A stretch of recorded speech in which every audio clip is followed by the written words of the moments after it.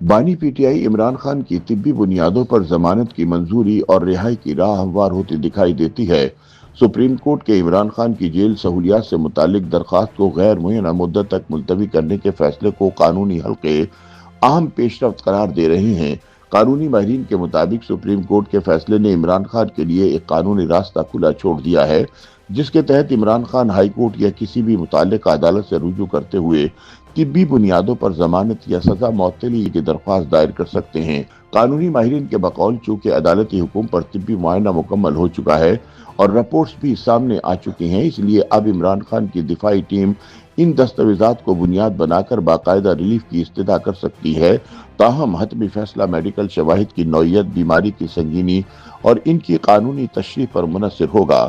عدالت کو یہ اطمینان دلانا ہوگا کہ صحت کی صورتحال ایسی ہے جو جیل کے ماحول میں مناسب طور پر سنبھالی نہیں جا سکتی۔ یوں عدالت عظمیٰ کے حکم نامے کے بعد عمران خان کے لیے طبی بنیادوں پر ضمانت کا امکان اب محض قیاس آرائیوں کی بجائے ایک قانونی آپشن بن چکا ہے، جس پر آنے والے دنوں میں اہم پیش رفت سامنے آ سکتی ہے۔ تاہم اب پی ٹی آئی رہنماؤں کی نظریں اس بات پر مرکوز ہیں کہ کیا عمران خان کی میڈیکل رپورٹس عدالت کو اس نتیجے پر پہنچنے پر آمادہ کر سکیں گی کہ بیماری کی شدت، رہائی یا کم از کم سزا کی معطلی کی متقاضی ہے۔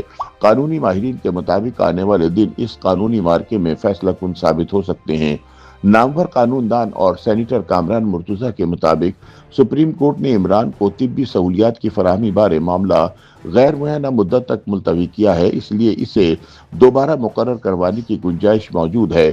تاہم اسی نوعیت کا معاملہ کسی اور فورم پر نہیں اٹھایا جا سکے گا۔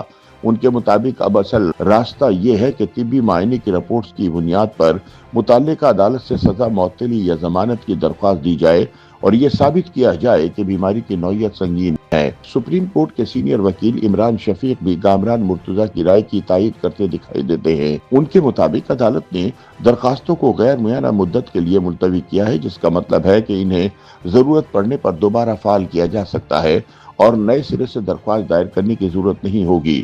ان کا کہنا تھا کہ چونکہ طبی معائنہ عدالتی حکم پر ہوا اور رپورٹس آ چکی ہیں، اس لیے ان دستاویزات کو بنیاد بنا کر ضمانت یا سزا معطلی کی استدعا کی جا سکتی ہے۔ تاہم صرف درخواست دائر کرنے سے ہی عمران خان کی رہائی ممکن نہیں، بلکہ عدالت میڈیکل شواہد کا باریک بینی سے جائزہ لے کر اس حوالے سے فیصلہ کرے گی۔